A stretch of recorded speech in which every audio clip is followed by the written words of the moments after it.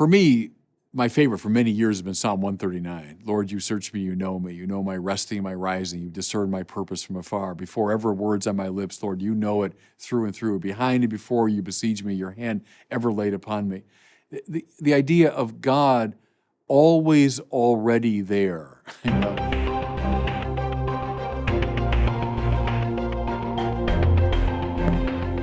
Welcome back to the Word on Fire show. I am Brandon Vaught, the Senior Publishing Director at Word on Fire.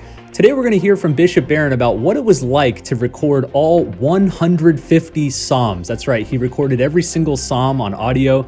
Also, why the Psalms are so important and how they can deepen your prayer life. But before we get there, Bishop, it's good to see you. Welcome. Hey, Brandon. Good morning to you. You recently had a long-deserved vacation. I can't remember the last time you had a vacation, and you spent a little time with your good friend, Father John Muir, playing some golf. What was your golf game like? I did a staycation. So what Father John and I do is I'll go to Phoenix where he is sometimes for a couple of days, and we intensely play golf, and then he'll come sometimes here to Santa Barbara. So he came on Sunday, and we played Monday, Tuesday, took a day off Wednesday, then played Thursday, Friday, and then Saturday. So 5 rounds of golf in 6 days. And it was good. You know, I don't play that often. The problem is to get good at golf, you have to be at it all the time. You have to play like once a week. And I can't do that. I just can't find the time. So, but that's the way I do it. I'll take a block of time and then intensely go after it. So I'm the sort of golfer where I got a good shot, bad shot. Hey, that was a good shot. That was a terrible shot. That was a good putt. That was a terrible putt. That's how I play, you know. So I'm happy if I play bogey golf. Golfers know what I mean. If you're 1 over par on a hole. If I get a par, I'm like thrilled, you know. So that's kind of where I am. I shoot in the, high 80s, low 90s. So anyway, I'm lousy like most amateurs, but I enjoy it.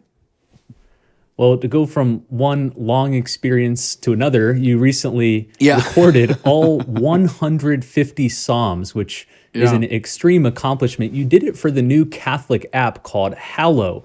If you're not familiar with Hallow, it's the #1 Catholic prayer and meditation app.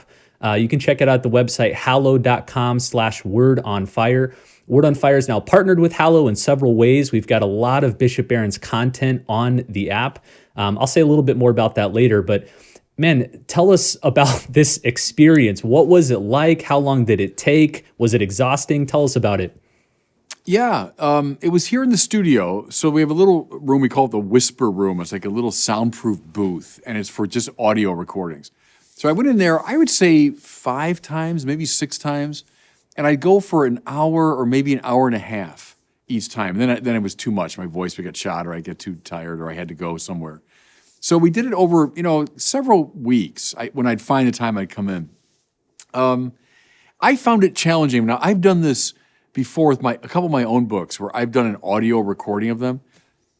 There's nothing harder than that. I just think it's very difficult when you're wearing these highly sensitive, headphones and the microphone. You hear every little imperfection, every time you swallow or you make a little noise, or you're going too fast or too slow. So it's challenging. It really is. And then the Psalms, of course, are so beautiful and they're so rich, but they're poems. And of course, poems have a certain rhythm, and it's not like reading prose. So they have their own challenges. And so usually after an hour or so, I was kind of exhausted. Like, okay, I've done enough of that. But at the same time, gosh, it was really spiritually rich, even though I've been praying the Psalms all my life, but to kind of just go through them one after the other, and to read them out loud. They were probably, some of them anyway, were undoubtedly lyrics to songs that they were sung, but certainly recited. The culture of reading silently, that's like around the time of Augustine and Ambrose. People started doing that. Prior to that, any text, they read it out loud. So when you're reading a book in the ancient world, you were reading it out loud, they think. Because remember that scene in the Confessions when Ambrose, people see him reading without moving his lips, and they thought, what's he doing? So my point there is these ancient texts were all meant to be read out loud or sung. So it kind of produces that experience. The Psalms were obviously special to the Jewish people. They prayed them multiple times a day. Of course, we know Mary, Joseph, and Jesus prayed the Psalms regularly. Why do they remain so important to the church today? I call them the church's songbook. The church has recognized that in their theology, in their spirituality, in their psychological truth, in their humanity. They just express so much that's good and true and beautiful. And it's the way the church sings. It's not so much thinking it through. It's not moralizing, though you can find, certain moral teaching within the Psalms, but it's more the response of a singer. It's the response it's a lyrical response to the grace of God. And the church, I think, has always recognized them, therefore, as privileged. When you mention, Jesus and Mary, that always strikes me as very moving. As I pray the Psalms, as all priests do, that I'm praying these words that Jesus, as a young man, would have learned. He would have prayed them himself in the course of his life. Mary knew them. So that's a wonderful link, and Thomas Aquinas knew them, and John Henry Newman prayed them, and so it links us to the whole tradition. As you were recording these Psalms, you said afterward that you frequently recalled Dietrich von Hildebrand and his reflections on the heart. Can you say more about that? Yeah, I think I've talked about that before. Von Hildebrand, one of the great Catholic philosophers of the last century. And von Hildebrand was not trained as a Thomist. He was not a Catholic as a young man, and didn't come up out of a Thomist philosophical tradition. He came up out of a Husserlian phenomenological tradition. And one thing he noticed about Catholic philosophy, even as he reverenced it, was it puts a great stress on the mind, on the questions of the true, puts a great stress on the will, so questions of the good, what ought I to seek, and so on. But he felt it didn't put enough stress on what he called the heart. And the heart he identified as the seat of one's emotional life. And see, von Hildebrand thought it was very interesting that when you really fall in love with someone, we don't say, I'm going to give my mind to you, even though that's kind of part of it. I don't say even, I'm going to give my will to you, though that's part of it. We say, I'm going to give my heart to you. That person grabbed my heart, that there's something about the heart that we identify as the center of the personality in a way. So we could have a longer debate about that, but I think it's important that he recovered this idea of the heart. He also noticed it in the great Catholic tradition of the Sacred Heart of Jesus. We don't say the Sacred Mind of Jesus, even though he had a sacred mind, right? We don't have a feast of the Sacred Will of Jesus, though he had a sacred will. But we do have a feast of the Sacred Heart. And that's interesting, he thought. Well, anyway, the reason I thought of him was the Psalms. Is there intellectualism in the Psalms? Sure, and you can distill a theology. There's a theology of God implicit in them, for sure. Can you distill the will and the good and the moral life? Yeah, you can. But I think above all what you sense in the Psalms is the heart. Because it's now who wrote the Psalms? Famously, no one really knows. They're associated with David. David might have even written some of the real archaic ones, possibly, or they go back to his time. But let's say, we'll just call him the psalmist, for want of a better term, the author of the Psalms. What he's really expressing, it seems to me, is his heart. It's the seat of his emotions as he's responding to God. He's received this theology of God from his tradition. He believes in God with all his heart. And now his heart is responding to God. And I think that's why we resonate so deeply with the Psalms, because our hearts, the seat of our emotional life, gets stirred as we enter into the heart of this ancient author. A couple years ago, I started praying the Liturgy of the Hours more devotedly. We'll come back to that in a minute, but the Liturgy of the Hours is centered on the Psalter, the Psalms. It repeats them over a 4-week cycle. I remember early on, one of the things that most surprised me was the preoccupation with enemies and foes, enemies and foes. You see those words over and over and over. I remember it being a little jarring for me because I thought, well, it's like enemies aren't a big deal in my life. I don't have a lot of visible enemies. How do we interact with that when we're reading Psalms and this constant emphasis on enemies? Yeah, it struck me too over the years. And then doing this exercise of actually just reading them one after the other, all 150, it just jumps out at you. And I can't prove this, but my guess is that the word enemy or foe is one of the most common in the Psalms. Part of it, Brandon, I think, is it's the humanity of this author. He's not hiding anything from God. So God hears his words of praise and exultation. It hears his joy. He hears his deep sorrow when this man just wants to lie down next to dead people. You know, my one companion is darkness. You've taken all my friends away. I mean, so the depression that he feels at times, but also his intense fear of and anger toward his enemies. So I just love that, the emotional honesty of it. You know, when you're in the presence of God, I better get myself, properly gussied up before I talk to God, and I better just tell God exactly what I think God wants to hear. Well, God's not interested in that because God knows what we're like anyway. I mean, what's the point of hiding? So I can hide from you. I can say, I better look presentable for Brandon and not tell him what's going on. But I can't do that with God, so why bother? If you're angry at your enemies, and heck, we've all got them, tell him. He knows anyway, so express it. So I think that's called the psychological side of it, I think is very important. But I press it too in the theological direction. The righteous person always has enemies because we live in a fallen, sinful world. The righteous person will always awaken in unrighteous people a resentment or a hatred or a rivalry. And the more righteous you are, the more enemies you'll tend to have. I think that's true. The more intensely just you are, the more you'll awaken the opposition of the world. Who's our prime example, of course, is Jesus himself, right? Who's the supreme instance from his side of his humanity, of the just person. What do we hear in the Gospels? But the ever-increasing opposition of Jesus' enemies in the course of his public life. Even from the time he's born, they're trying to kill him, right? But then in his public life, enemies. They wanted to kill him. They conspired against him. They were whispering against him. And then at the climax of the story, the whole world became his enemy, if you want. He's left with a couple of people with him at the cross. Even his most intimate friends have betrayed him, denied him, and fled from him, right? He took upon himself the sins of the whole world. That means the whole world was coming at him.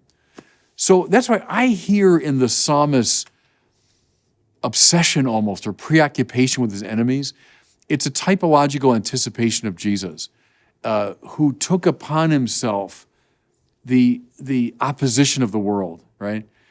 So I'd see both those, the psychological side of it and the theological side of it. Don't pretend with God. What's the point? What's the point? God knows everything about us. And so tell him if you're angry, you're upset, you're hurt, you're afraid. Well, tell him.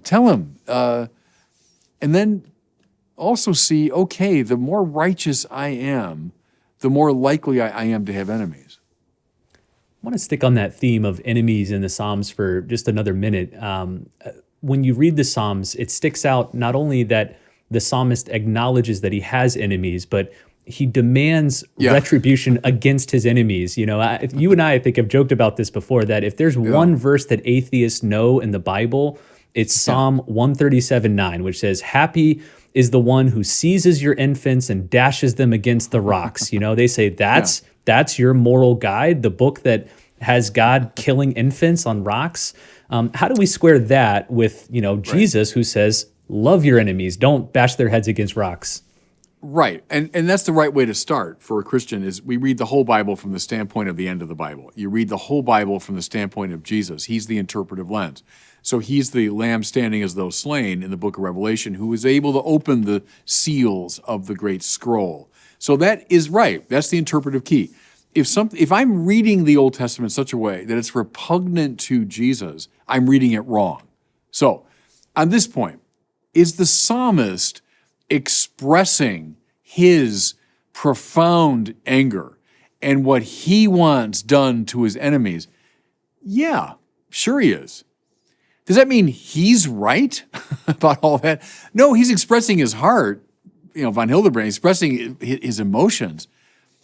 But is he right about that? Well, no, of course not. Of course that we shouldn't be bashing our enemies' children's heads against rocks. And yes, we should be loving our enemies, as Jesus says. Nevertheless, the psalmist, in his sinful and broken humanity, is expressing his passion in the presence of God. Would it be okay in prayer to say to God, I am so mad about this. I'd like to kill that guy. Well, God knows it anyway. Again, if I have those feelings, God knows it anyway. So maybe, Lord, I'm so mad. I am so mad at this. I could kill that guy. Let him know. Think of it maybe under the rubric of like psychotherapy. We're at home with that idea that with your therapist, you might be able to express whatever's going on inside of you. It doesn't mean you're going to do it or that you should translate it into action or that it's morally okay. No, we don't say that. But think of now in prayer, I'm with this intimate friend that knows me better than I know myself. And can I, with the psalmist, express my passion? I mean, how many times, Brandon, in my pastoral life have people expressed to me their profound anger at God over things that have happened? And how could you let this happen? And how could you permit this? And I'll say, look, go to the Psalms and you'll find the same thing. You'll find the same frustration, the same passionate anger at God. God can take it. God can take it. And so express that in prayer with the psalmist. But it doesn't mean, now I translate that into moral action. No. We use Jesus himself as the great criterion. So I'd say those two things. There's kind of a psychological and a more theological way to look at that. When writing about the Psalms in the past, you've said that the Psalms give expression to the distinctive dialogic quality of biblical religion, that Christianity is fundamentally based on the speech of God to us. Why is that special? Yeah, I think it's very important. I mentioned before that I kind of got into this, even though I was born and raised a Catholic and went to Mass and all that, but what kind of awakened my keen religious sensibility were philosophical arguments that I heard when I was a kid. And that's fine, that's great. God kicked open the door that way, I think, for me. But the thing about philosophical arguments is, I'm in control. I got a question. Okay, let me think this through with the help of, maybe these philosophers. And I'm going to say, okay, premise and the conclusion. Okay. Yeah, I guess God, it must be this and that. I'm in charge of that process. It can deliver to me real truths, and that's great. It can illumine me. That's great. But the Bible doesn't work that way. Like, you never find anything like that in the Bible. You don't find people kind of puzzling it out like Socrates or Plato, compiling arguments.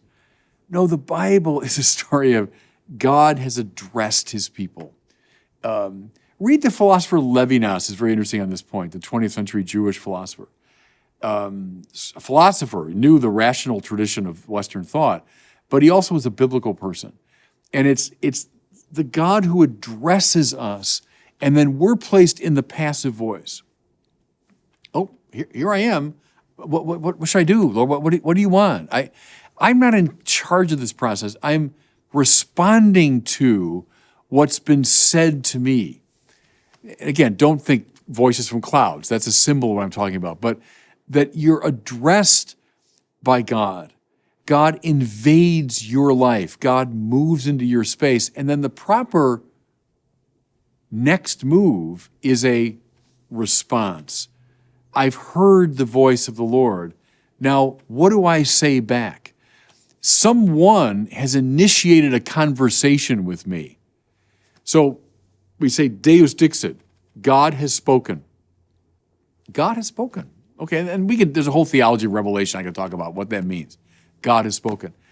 But once he's spoken, okay, I speak back. I got something to say to God.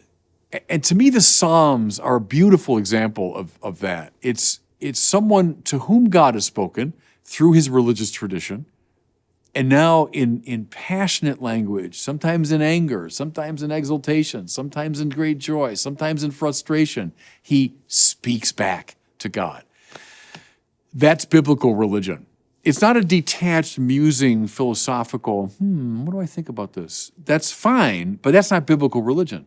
It's, here I am.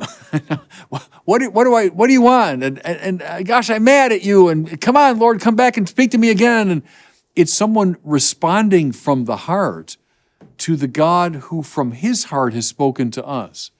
Now look at my hero, John Henry Newman, whose cardinalatial motto, cor ad cor loquitur, heart speaks to heart. Von Hildebrand would like that, wouldn't he? He means God's heart speaking to my heart speaking to God's heart. That's biblical religion, and the Psalms express that beautifully.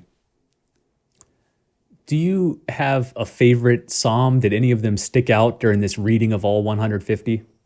Yeah, for me, my favorite for many years has been Psalm 139. Lord, you search me, you know me. You know my resting and my rising. You discern my purpose from afar. Before ever words on my lips, Lord, you know it through and through. Behind and before you besiege me, your hand ever laid upon me. The idea of God always already there. I'm not searching for an absent conversation partner. The Lord knows me. He's searched me. He knows me intimately.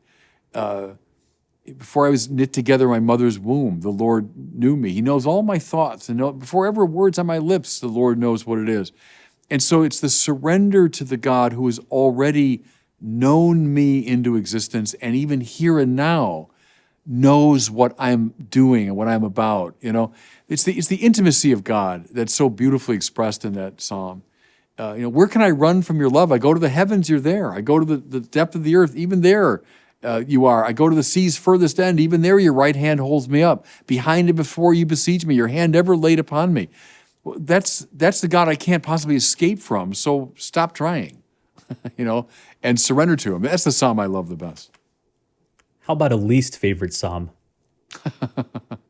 It's a little irreverent to say it, but we were joking about this. Psalm 119, which every day in the Liturgy of the Hours for daytime prayer, it's the basic psalm, and 119 is the longest by far, and it's a hymn of praise to the law, and it's beautiful, and I've used it a lot in my popular speaking because that idea of loving the law is odd to us. We think, the law, I can, grudgingly accept it as a necessary evil, but I don't love the law. But this man, goes on for pages and pages. Well, as I was reading this psalm, we take a break, and I turned to Doug Cummins, who was the kind of helping me produce it, and I said, that guy really loves the law. That guy is really fond of the law, because it goes on and on. It's lovely. It's wonderful. I wouldn't say it's my least favorite, but it's a little more challenging. Well, we've mentioned a couple times here the Liturgy of the Hours, and I just want to throw out a little teaser here to everybody listening to this podcast. Later this month, Word on Fire will be announcing something big regarding the Liturgy of the Hours. So whether you're new to it, whether you've been doing it a while, look forward to that. We've got a lot of excitement about this initiative.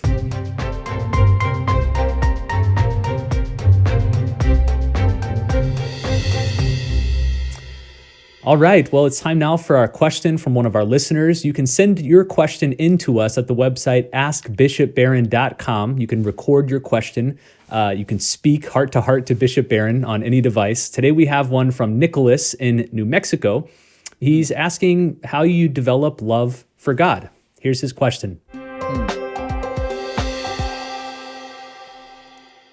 Hello, Bishop Barron. My name is Nicholas from Rio Rancho, New Mexico.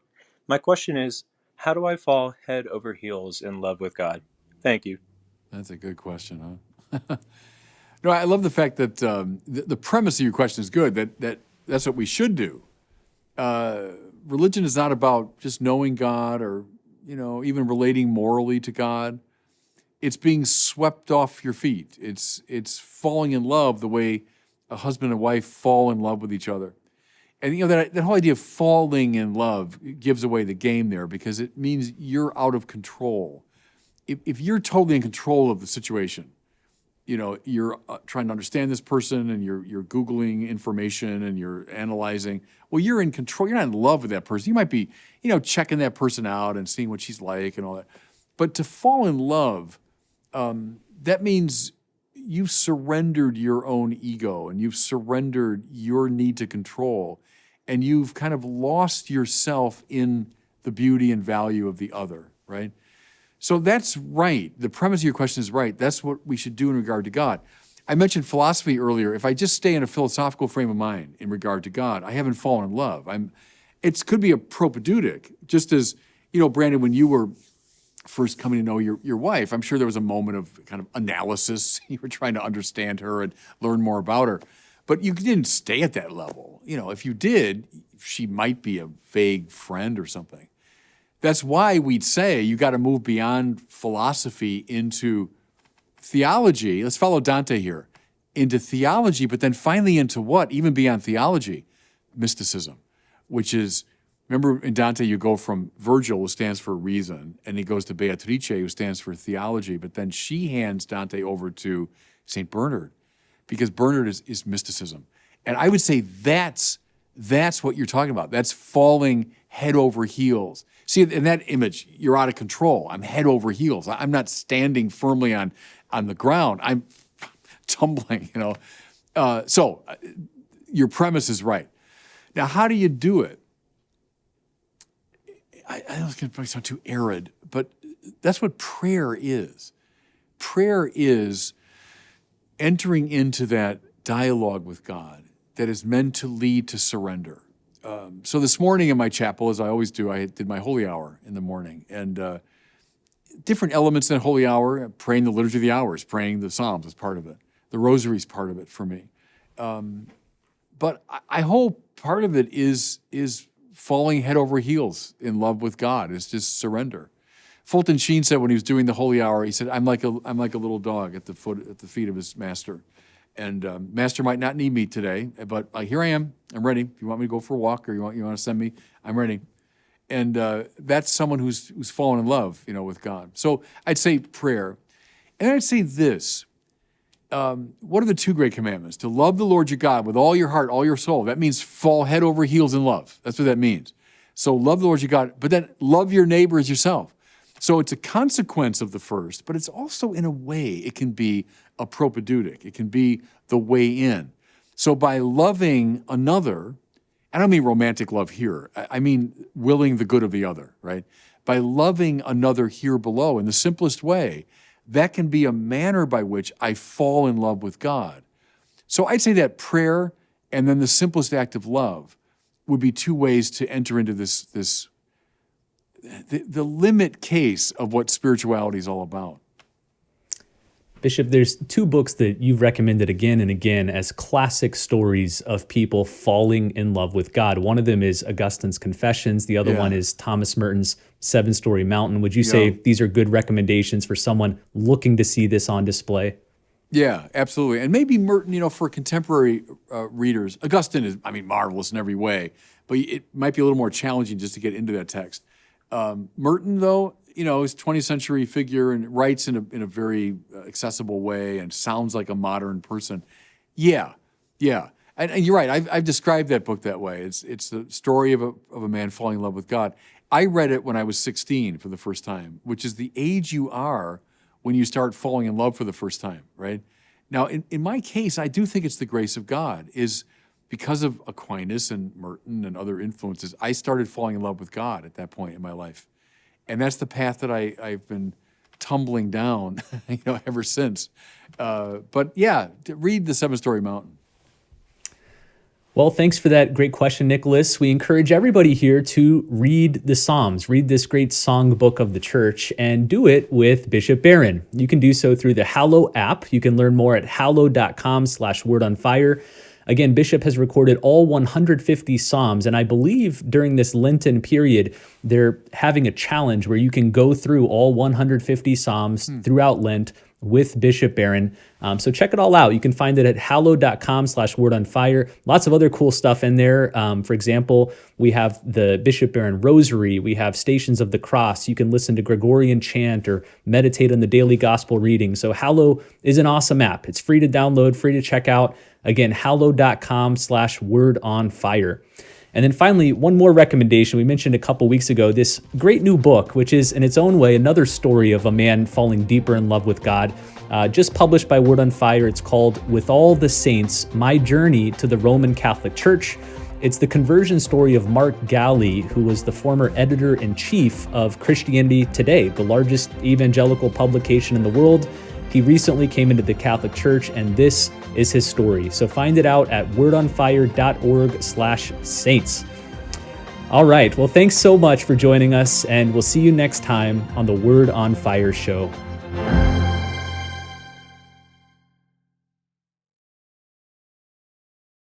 Thanks so much for watching. If you enjoyed this video, I invite you to share it and to subscribe to my YouTube channel.